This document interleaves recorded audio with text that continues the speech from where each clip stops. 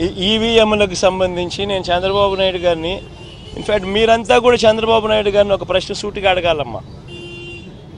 ఒక ప్రశ్న సూటిగా అడగాలి చంద్రబాబు నాయుడు గారిని. ఈవీఎంలు అన్నది 80% ఆఫ్ ది జనాభా ఓట్లు వేసినారు.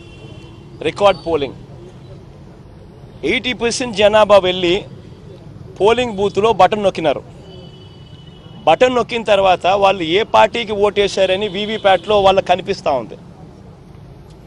వాళ్ళకి వీవీప్యాట్లో వాళ్ళు వేసిన ఓటు వీవీప్యాట్లో వాళ్ళకి కనిపించే ఓటు రెండు మ్యాచ్ అయ్యాయి కాబట్టి వాళ్ళు సాటిస్ఫై అయ్యి బూత్లో నుంచి బయటకు వచ్చారు.